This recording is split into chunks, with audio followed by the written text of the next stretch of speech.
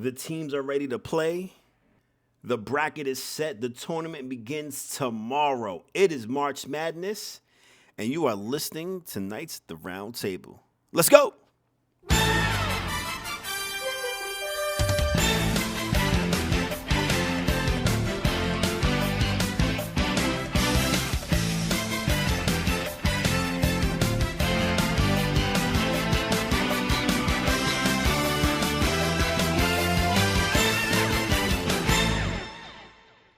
Ladies and gentlemen, it's your boy, the Sneakerhead of NY, and you are listening to Nights at The Round Table. What up, ladies and gentlemen? Yes, indeed, it's your boy. It is March Madness, and I am here.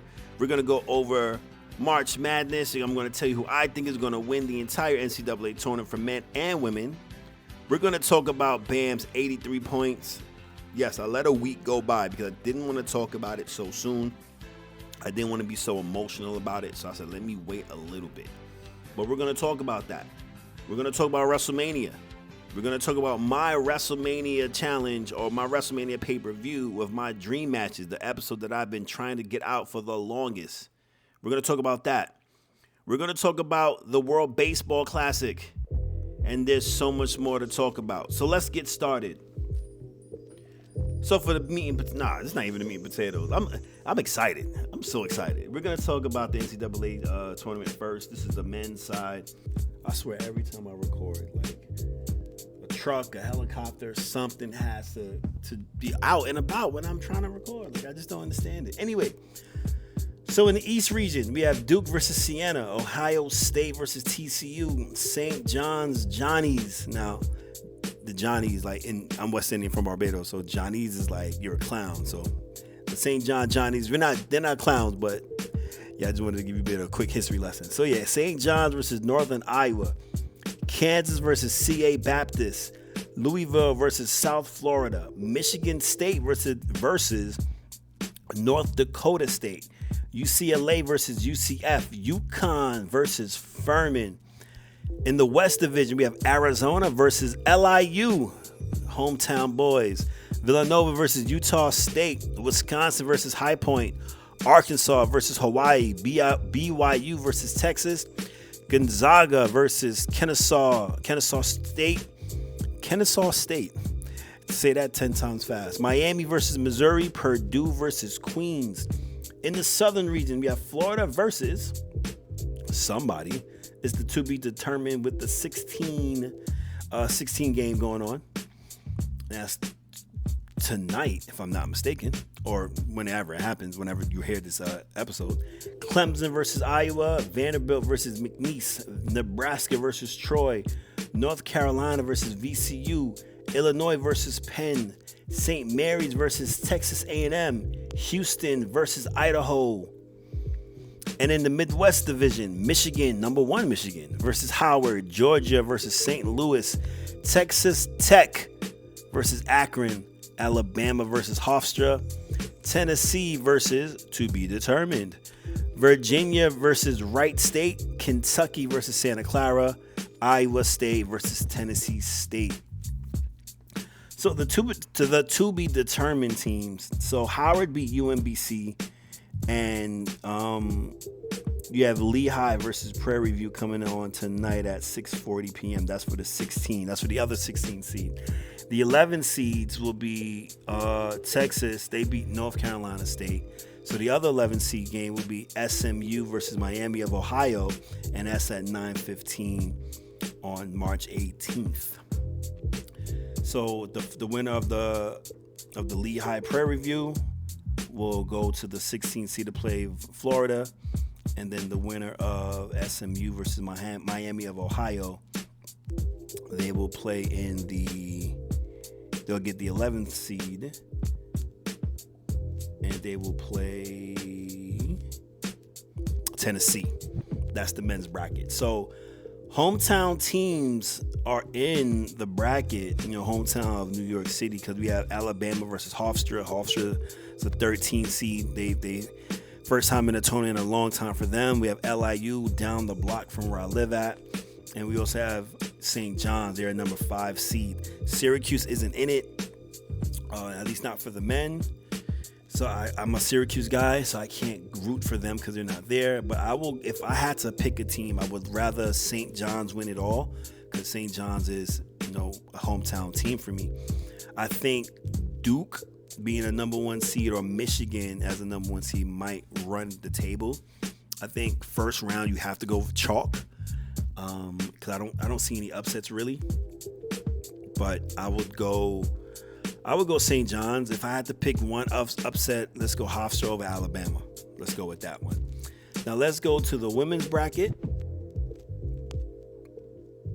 So the play-in games for them are as follows. And they start off tonight at 7 o'clock. We have Nebraska versus Richmond. Then we have Missouri State versus SF Austin. That's for the 11th seed, and then for the 16th seed for Missouri versus SF Austin. And then on the 19th, we have Southern versus Samford, and then Virginia versus Arizona State. Once again, that's for the other 16th seed and the number 10 seed. Now let's go to the bracket. UConn versus UTSA. Iowa State versus Syracuse. This is the Fort Worth region, Region 1. Maryland versus Murray State. North Carolina versus Western Illinois. Notre Dame versus Fairfield. Ohio State versus Howard. Shout out to Howard for getting both men and women in the tournament. We have Illinois versus Colorado. Vanderbilt versus High Point. In the Sacramento region, UCLA versus CA Baptist. Shout out to CA Baptist for having both their men and women in the tournament as well. Oklahoma State versus Princeton. Ole Miss versus Gonzaga. Minnesota versus Green Bay. Baylor versus the winner for that number 11 seed. Duke versus Charleston. Texas Tech versus Villanova. LSU versus Jacksonville. In the Sacramento region, Region 4, we have South Carolina versus whoever wins the 16th seed. We have, one of the 16 seed, that would be the Missouri Austin. We have Clemson versus USC, Michigan State versus Colorado State, Oklahoma versus Idaho, Washington versus South Dakota State, TCU versus UC San Diego. Georgia plays the number 10 seed between Virginia and Arizona State once again. Iowa versus FDU. In Region 3, the other Fort Worth region, Texas versus the other 16 seed, Oregon versus Virginia Tech, Kentucky versus James Madison, West Virginia and Miami of Ohio. Shout out to Miami of Ohio. Alabama versus Rhode Island. Shout out to Rhode Island. Louisville versus Vermont, NC State versus Tennessee, and then Michigan versus Holy Cross. Michigan is dope because in the women's league, in the women's bracket, they're the number 2 seed, and they're I can't even speak right now. They are one of the number 2 seeds, and we have the Michigan as a number 1 seed in the men's bracket as well. I'm going Syracuse. But if I had to bet my money on a team to win it all, I would probably go UConn or UCLA. I'll probably go chalk as well. If I were to pick an upset, I'd say Gonzaga over Ole Miss. If I had to pick an upset. But yeah, March Madness is here. Stay tuned. Watch your ESPNs and for the updates, and go to True TV and TNTs and all the Turner broadcast stations. I think will have all of these games, at least for the men. I know the women will be on ESPN2 and other channels as well, but everything is to be determined. I know the games tonight are on ESPN2 for the women, and then for the men's Final Four, first four rather, I'm sorry. The Miami of Ohio versus SMU will be on True TV, as well as Prairie versus Lehigh is going to be on True TV as well. If you're betting, get your bets in. Time is clicking or ticking, as they say, to try to get your bets in. So yeah, let's do that. Let's get into the next topic. World Baseball Classic. Venezuela beat the United States after USA had that controversial call against DR. I didn't think it was a strike, but who am I? I'm just a podcaster. I don't know anything about balls and strikes, pause, even though I played baseball. and baseball is my favorite sport. But no, I thought that was a ball. DR Juan Soto said we showed the world who the best team is, and DR was really good. They were cooking. I shot an event a few weeks ago, or maybe last week, and it was a Dominican event. Like, it was a Dominican birthday party. It was mixed with black and Dominican people. And a lot of them had on Dominican World Baseball Classic jerseys. So the Dominican pride is heavy. Like, they really love their culture. They love their people. So it was heavy. It was dope. Had a lot of people out there that I saw with the Dominican jerseys just walking the streets. So the Dominican pride is super heavy when it comes to, what they got going on. But USA lost to Venezuela, and that's that. But now we're getting ready for the season to start. The season starts on the 26th of March, if I'm not mistaken, sometime next week. So, I'm always excited for opening day of baseball. Famous story, I used to call out of work, no matter where I was working, for opening day of baseball when it was on ESPN, and just sit home and watch baseball all day. I'm talking about from morning to the night game, which was most likely the Dodgers. So yeah, I was always in tune to baseball. I need to get myself back in tune with just not only just the Yankees, but just in baseball in general.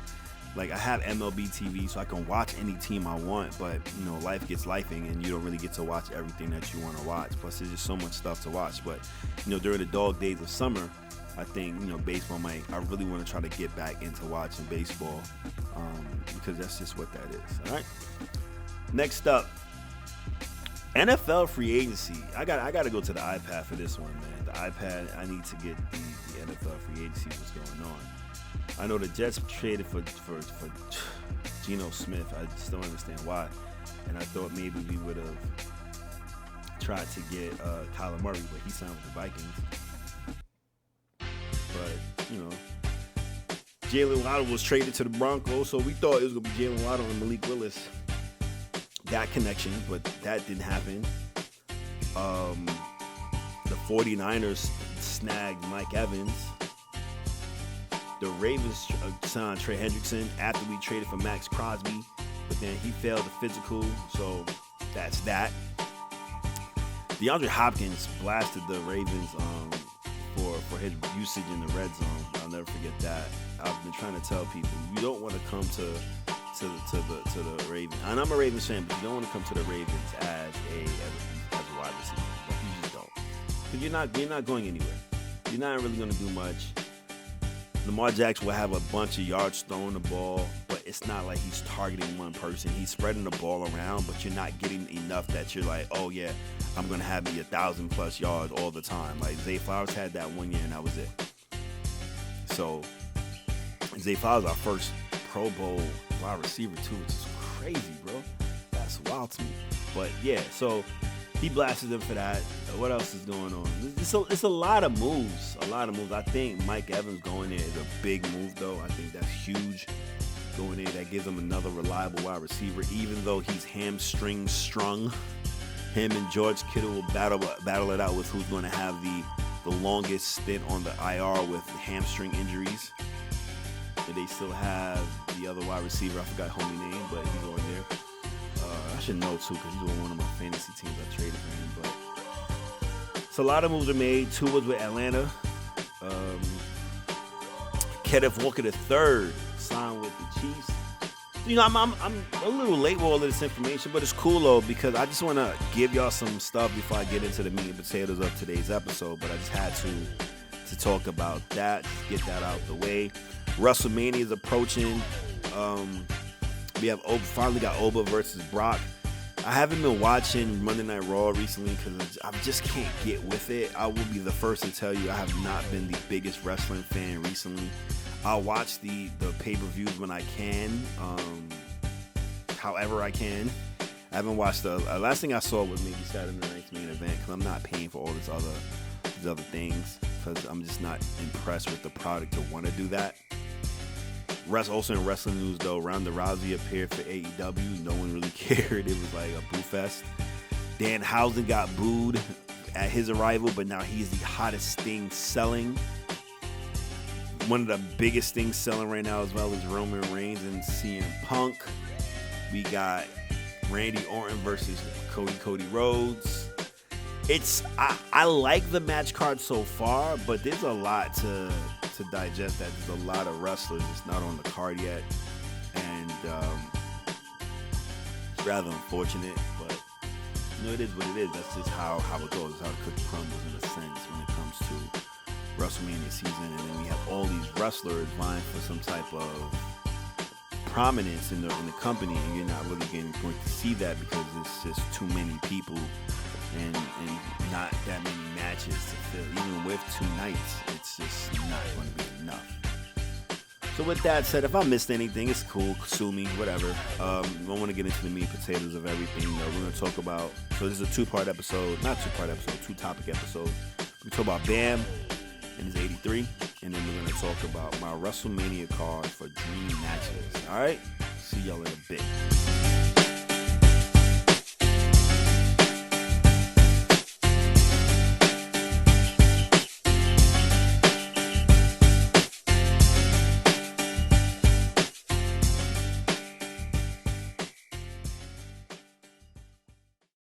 This show is made possible by the folks at Good Goods.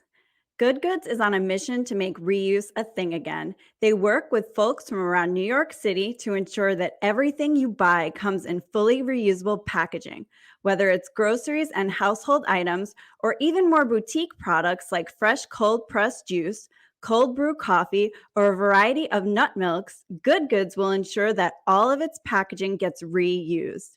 Visit their website, thegoodgoods.co, to learn more. My name is Brian Pillman Jr., and you're listening to the Knights of the Round Table podcast.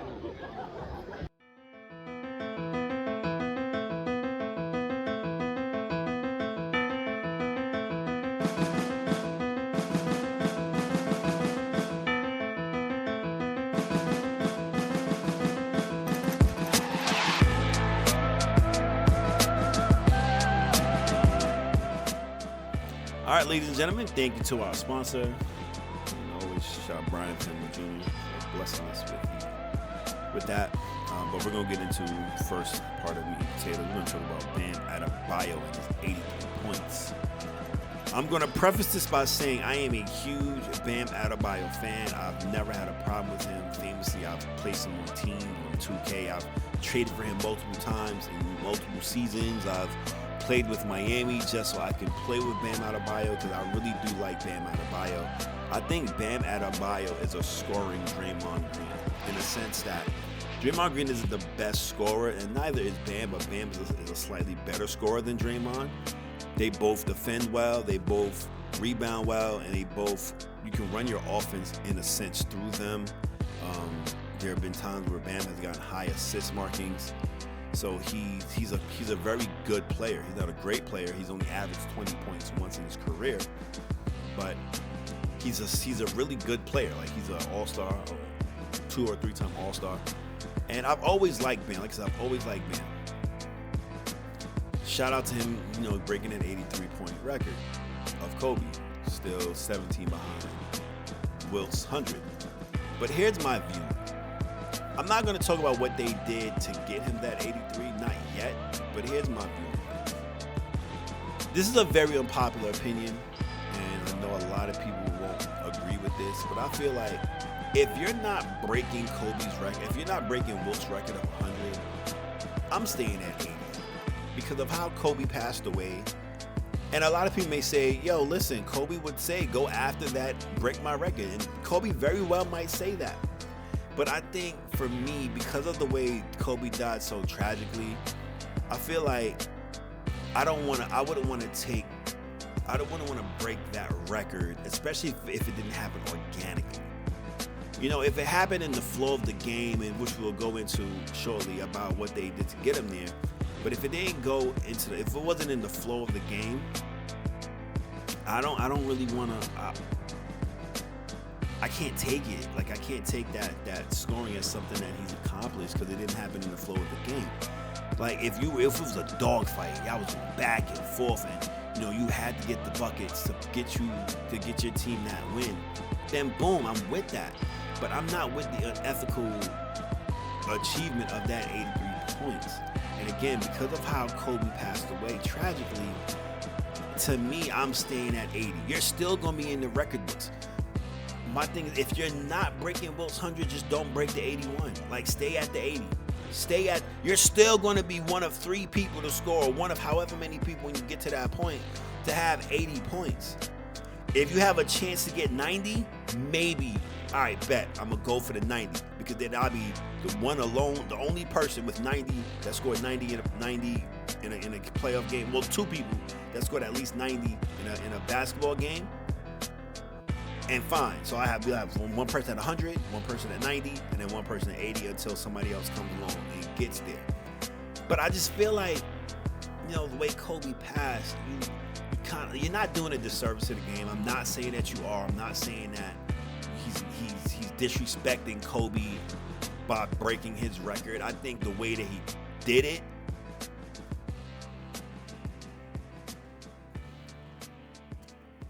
whenever I decide to record, no matter what time of day it is, my block is not even a busy block. It'd be trucks all over the place. I gotta start recording in the backyard now. But anyway, I'm not gonna say that he's disrespecting Kobe by doing it the way that he did it, because he's not. Because again, Kobe would have said, "Go after that." If he was alive, he said, "Yo, go after it." I can see him tweeting, "Yo, go after that." But when it comes down to that fourth quarter, you're up by a multitude of points. Everybody but Derrick Rose blames Thibodeau for his injury, right? Because he kept him in the game, in a playoff game, and they didn't even need to have him in the game, right? What if Bam injures himself in the fourth quarter while you're up however many points, and then your playoffs down the drain? Now you're done. You still have Norman Powell, you still have Tyler Hero, but you don't have your big man, your Swiss Army knife of Bam Adebayo. What if he'd gotten injured going for those 83 points in that fourth quarter? You're up by so many points. That's the unethical portion about it for me. Other unethical portion about it is you're fouling Washington just to get Bam the ball back. Even after Bam saying, don't foul. Because I feel like he also wanted it organically, in a sense. Even though it was already made unorganic by him being on the floor, up so ever many points, and so little time left on the clock. I get it. You have a chance to chase history, chase it. I get it. But I'm not a fan of you doing it unethically. I want things to happen in the flow of the game. Not these things that you have to do to make it happen. That just doesn't sit right with me. I believe that he would have been celebrated even if he would have tied Kobe at 81 or just stayed at 80. Because again, whenever that would have happened, either way, you're going to be still one of 3 people to have 80 plus points in a game. There's no one else that can say that. And if you're not trying to get 100 and be number 1, being number 2 or 3 on that list doesn't really make a difference. You're still not going to have that 100 points from Wilt. It doesn't change anything. So that's how I feel about the Bam 83. People want to compare it to Kobe's 81. Kobe needed to score a lot of those points to get to that win. Remember, they were trying to win that game. He wasn't just putting up points. Now, it's not like how against Utah in his final game, he was just putting up shots just to put them up. And that was his final game. So, good and well, go for it. You're not in the playoffs. Utah not in the playoffs. Fuck it. Go for broke. Because it's your final game. That 81 points, though, he needed every single one of those points to ensure that win. Can we say that towards the end of the game, they were up healthy enough that he may not have needed it? Okay, that's viable. You could probably say that. But you could also say that he deserved to be in that position because he helped that team come back and win. That's not the case in Bam's situation. Not the case. So we all can agree to disagree. But it at this point, it is what it is, and we just have to let it be what it is at that point in time. But I totally feel like, congrats to him, but I just totally feel like it kind of messes with, it's kind of, he muddied the game by doing it.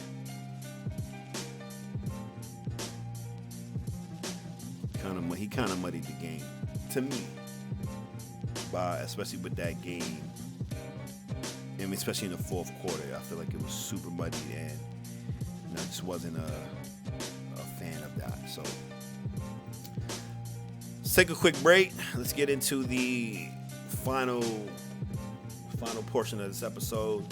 My WrestleMania Wrestling Dream Match, and the pay-per-view is going to be called Wrestle Dungeon. As another school bus drives by. But yeah, let's get into it. Let's get to another sponsor. And by the way, drive up to YouTube, man. We're on YouTube now. Like, we've been on YouTube, but now the episodes are on YouTube. All you have to do is just go to the YouTube page. You're not gonna see me. It's literally just the audio version of it. But go to the page, listen to it, and let's rock out, man. Let's do what we gotta do. All right.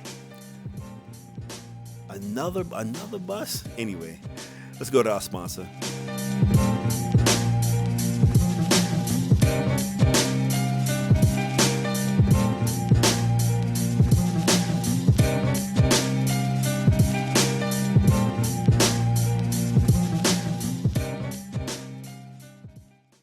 Today's episode of Knights at the Round Table is brought to you by The Green Room. Located in Brooklyn's Prospect Lefferts Garden area, come through to a grown and sexy bar, and at any time you may find great friends, great music, and even a live band. Look for John, the greatest bartender in Brooklyn, and tell him Patrick sent you. You won't be disappointed.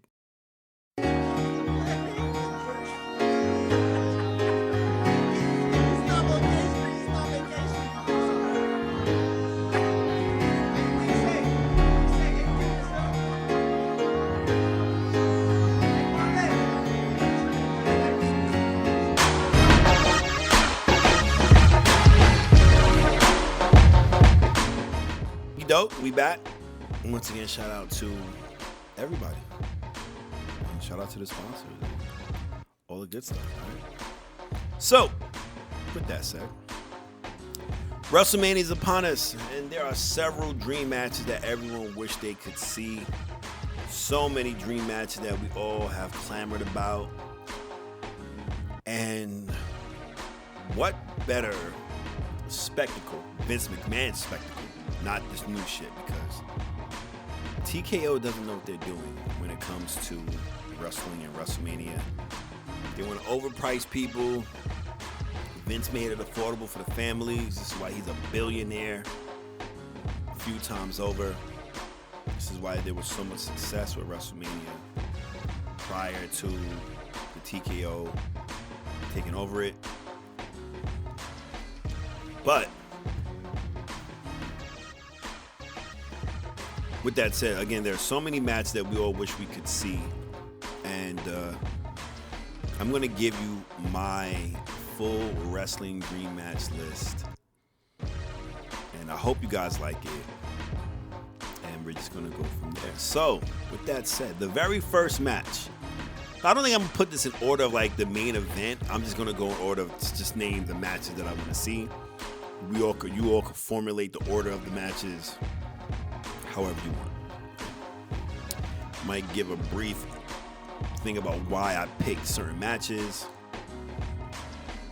and then we'll go from there. Now, a lot of y'all might be more familiar with the indie circuit, so if this match happened in the indies, cool, but we didn't see it on a bigger stage, and this is why this would be a dream match. But for the most part, none of these matches ever happened, so let's just go from there. All right, first match is going to be AJ Styles versus Shawn Michaels versus Eddie Guerrero versus Kenny Omega versus Seth Rollins versus Will Ospreay.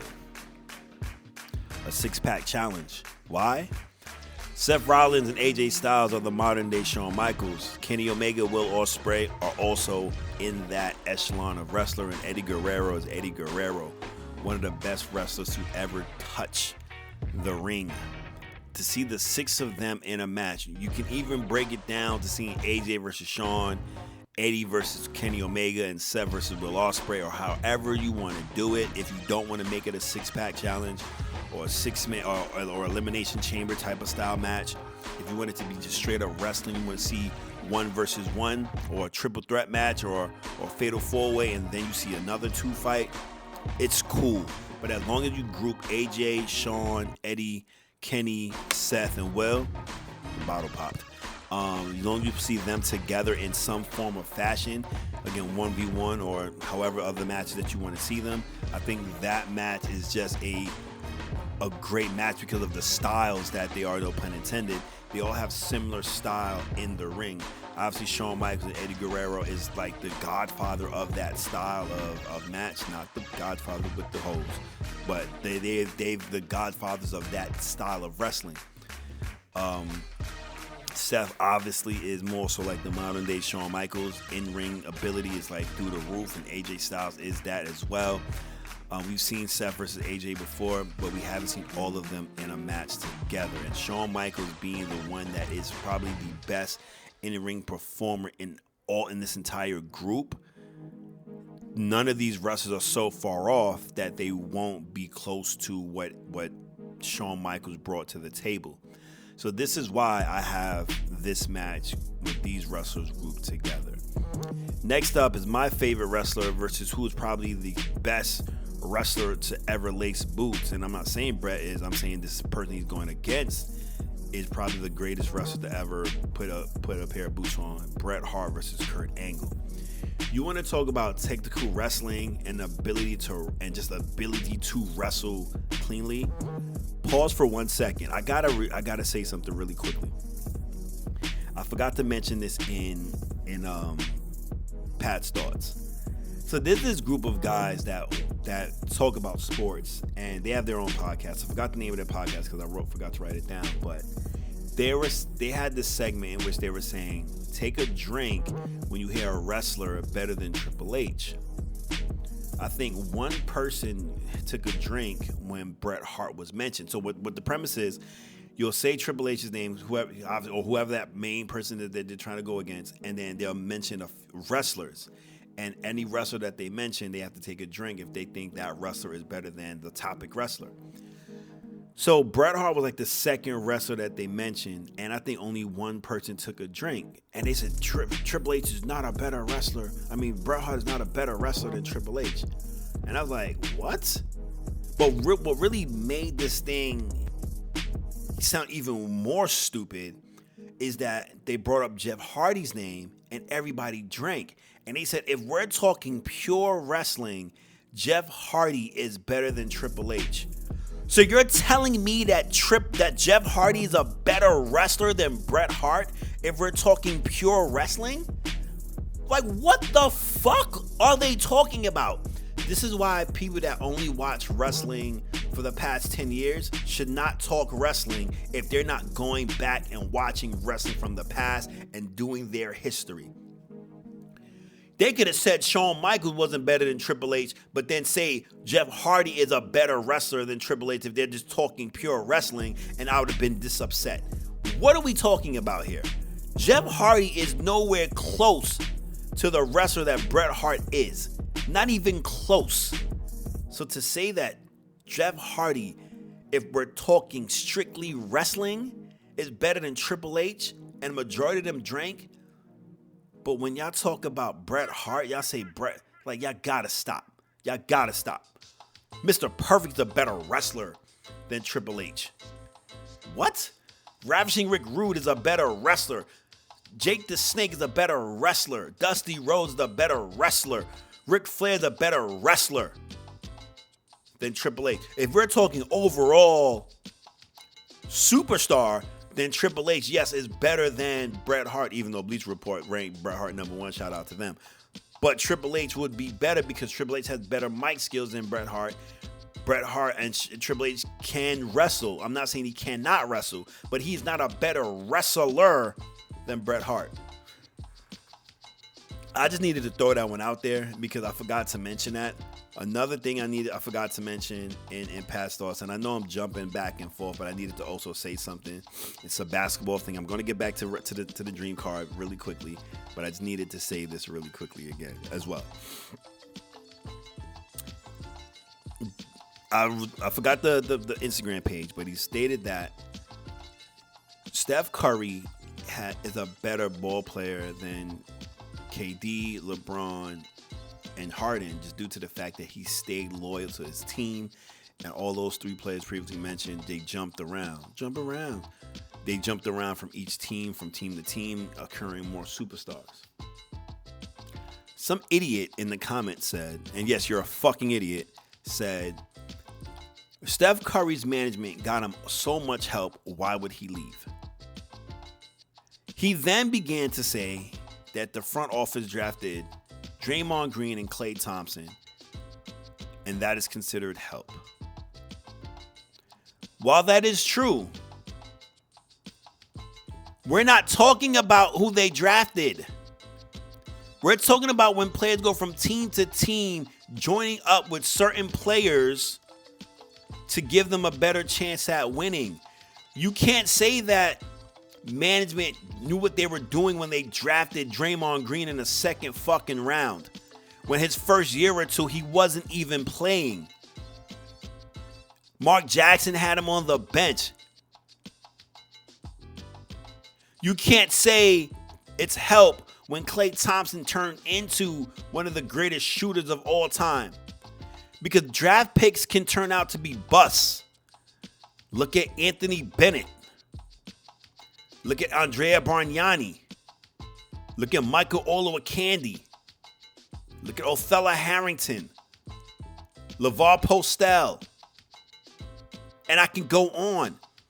Just because you draft somebody does not mean they're going to turn out to be what you drafted. You can't. So they got lucky. They were very fortunate that when they drafted these two players that they turned into what they turned into. But you cannot say that management knew what the fuck they were doing, that they knew that these players were going to pan out to who they were going to pan out to. The only help Steph really had was Kevin Durant. Andrew Bogut was a shell of himself when he came to Golden State. Helped them win, though. And then he could have helped them win another one, too. But Kevin Durant was him. Jordan Poole came up in their ranks. Andrew Wiggins was traded for, and he helped them win. But Andrew Wiggins was also going to be considered a bust because at that point in time, he had no All-Star appearances. And he was supposed to be this second coming. He was Maple Jordan. Remember, he's from Canada. Maple Jordan. And he didn't pan out to be what he was supposed to pan out into. He's still a real serviceable player, really good player. He'll give you 15, 16 a game. He developed his defense. He can shoot the ball now. But he's not who he was supposed to be coming into the draft. Remember, him and Jabari Parker were supposed to be it. Like, they were supposed to be the best players. And we all know what happened to Jabari Parker. And we all see what had happened to Andrew Wiggins. Anyway, my bad. I had to get that off the chest because I forgot it. Me seeing this Bret Hart versus Kurt Angle is what got me into remembering it. So that is that. So with that being said, back to this. So the WrestleMania, Dream Match. See, they got me hot just now. So once again now, so we got Bret Hart versus Kurt Angle. These are the two of the greatest wrestlers to ever put on boots. Obviously, Bret Hart is my favorite wrestler. You see that I have him all over the place. When I met him, it was a geek city, and I don't really geek out for people. But Bret Hart versus Kurt Angle, we were talking about a technical masterpiece, two of the greatest storytellers in the ring. If Bret Hart can make a broom look good in the fight, what makes you think him and Kurt Angle won't look good in the fight? Kurt Angle is probably one of it's the ankle out versus the sharpshooter. Pick your poison. Pick your poison. Pick your poison. Who do you want to see? You know what I mean? Like, who do you want to win? So Bret Hart versus Kurt Angle, their styles match. They can put on an epic performance with anybody. They are involved with some of the greatest matches in wrestling history. So, you know, it's So yeah, that's why I put the two of them together. Brett versus Kurt Angle. That right there is just be a monumental match to have. Next up, CM Punk versus Chris Benoit, the Rabbit Wolverine versus the voice of the voiceless, CM Punk, Chris Benoit. Obviously, this is a great match because these are two of the greatest wrestlers to ever put on boots as well. They are amazing when it comes to what they do. CM Punk will talk Benoit to the ground because Benoit's not the greatest talker. I mean, I guess he can hold his own, but the match itself will be amazing. Their styles don't match up per se. They don't match up per se, but it looks good. On paper, this match will look amazing. On paper. Next up, Hulk Hogan versus John Cena. So, the leader of the locker room, I mean, the face of the industries. This is the face of the industry for their point in time, Hulk Hogan, John Cena. Self-explanatory, the two of the biggest names in history. People would say that these are two of the biggest names that should be on the Mount Rushmore of wrestling. I can't put John Cena on there. I could put Hulk Hogan because he's done more, but I can't put John Cena on there as on the Mount Rushmore. People always want to say that John Cena is the greatest of all time. I will never say that. That goes to Stone Cold Steve Austin. But just having the two of them, two of the biggest names to ever do it, that right there would just be the dopest, one of the dopest matches. They're not the greatest wrestlers, but to see the two faces of the company of their given time go at it would just be monumental. And I think a lot of people would have loved to see Hogan versus Cena, similar builds, and they both were pushed to the moon, and I think that would be incredible. Finn Balor versus Chris Jericho, not Demon, but just regular Finn Balor versus Jericho. Again, I don't want to go through so much of why I would put these two together, or like why I'm going to put all these matches together. A lot of it is just self-explanatory. Finn and Jericho are two great wrestlers. Now, I'm talking about them in their prime. Finn Balor in his prime, Jericho in his prime, even when you can say early Jericho, but just not Jericho now. Even though Jericho now is still great, but not Jericho now. But again, Finn Balor versus Jericho would be an epic match. Next up, Undertaker versus Sting. We all know what that's about, so I don't need to go into that. That's been a dream match that everyone has been asking for the longest time. Stone Cold versus Goldberg was supposed to happen, and it just never did. No, I'm sorry. Stone Cold versus Brock was supposed to happen and never did. But Stone Cold versus Goldberg, the two biggest names for WWE and WCW, when obviously Goldberg was mimicked after Stone Cold Steve Austin, black trunks, black boots, goatee, bald head. Stone Cold stunning the shit out of him 20 million times. DX, the New Age Outlaws versus NWO Hall and Nash. I think that's a great matchup just because of what they mean to the companies that they were a part of. Obviously, DX was an answer to NWO. Hall and Nash being, Razor Ramon and Diesel being part of the Clique, and New Age Outlaws being part of DX. I think the two of those two teams would be an epic fight in their prime. You got Road Dogg versus Nash. And then you got Billy Gunn versus, you got Road Dogg versus Hall and Billy Gunn versus Nash. Billy Gunn and Nash being the powerhouses of the team. So a match we might see next year, Roman Reigns versus The Rock. Self-explanatory, that's the families. The family going against each other, the Samoans going after each other. And then we might see that in next year's WrestleMania. Not sure yet, but we will see how that goes. New Day versus the Usos versus the Dudleys. I think that would be a great match. Just because of, again, what they meant to the tag team companies. Obviously, we've seen New Day versus the Usos. We've seen Usos versus the Dudleys, if I'm not mistaken, or New Day versus the Dudleys, if I'm not mistaken. But we've never seen the three of them together.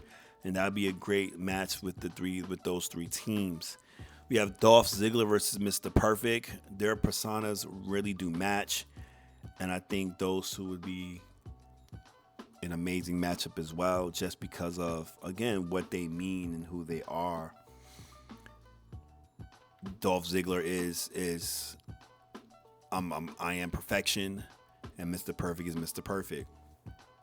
So I think that would be, another great match.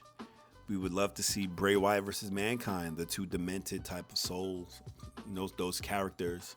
The mind game that they would play against each other would be epic. A nice boiler room match would be epic. And I think, that would be super dope. Randy Orton versus Dustin Runnels. Not Goldust, but Dustin Runnels, the natural. When he was the natural. The reason why I put Randy Orton versus Dustin Runnels, simply put, Dustin Runnels, the natural, was considered was probably the most natural wrestler, rather, when he first, came out. And what was Randy Orton? He was supposedly a natural, just like Dustin. To see the two of them with their epic drop kicks and just the ability to wrestle, like Randy Orton is the prototype wrestler of this day and age, and Dustin Runnels was the prototype wrestler in his day and age. And they just had the natural ability to wrestle. They were just that good. So that's another match that I personally would love to see. Again, their styles are similar. You got babyface Dustin Runnels versus heel Randy Orton. You're gonna sell. Randy Orton could talk about Dusty. You have Cowboy Bob Orton coming out as well, talking his foolishness about Dusty. Obviously, this will be, when Dusty's alive. But that would be a strong presence. Now, to round things off, we have the Hardys versus the Young Bucks. And again, that's just self-explanatory. The brothers going against each other. I don't know if they fought each other in AEW, but I would, again, if they did fight each other on the indies, it wasn't in their primes. So I'm talking early 2000s, Matt and Jeff Hardy versus the Young Bucks. I think that would be, it wouldn't be a clash of styles. It'd be super kicks versus flips. But I think that would be super dope. Another match that I don't have written down, and I'm just going to add this because I think it would be such a dope match. It'll be the Brain Busters versus FTR. And because those two are they are mirror images of each other. FTR mimic their style from the Brain Busters. And I think that match right there would be such a stiff match. And you get those two groups together, you got money. You got a great match. So I think that would be dope. So we're going to round this out. This was a pretty lengthy episode. But ladies and gentlemen, let me know what you guys think. Hit us up on YouTube, Instagram. Let us know. Let us know what you feel, how you feel about this episode, how you feel about my wrestling card. And with that being said, we're back, and we're gonna try to drop some more episodes more often. Life be lifing, bro. I be doing all over. I be doing a lot, but we're gonna try to figure this. We're gonna try to figure this thing out. All right. So eat behind the boards. Peace.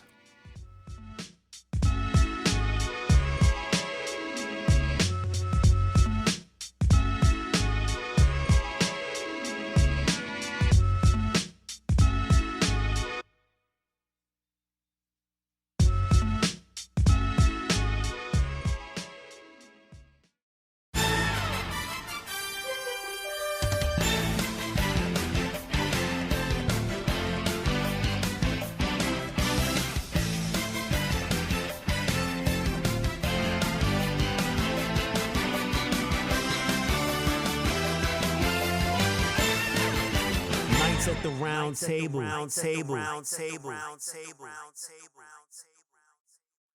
This copyrighted broadcast of the Knights at the Round Table podcast was transmitted, produced, broadcast, and used in many forms without the express written consent of the song authors. We do not own any of these audio tracks, and we want to give full credit and say thank you to all the rightful owners. We do not condone piracy, and we encourage you to seek permission first before distributing our show. Simply put, we don't want to get sued. Thank you.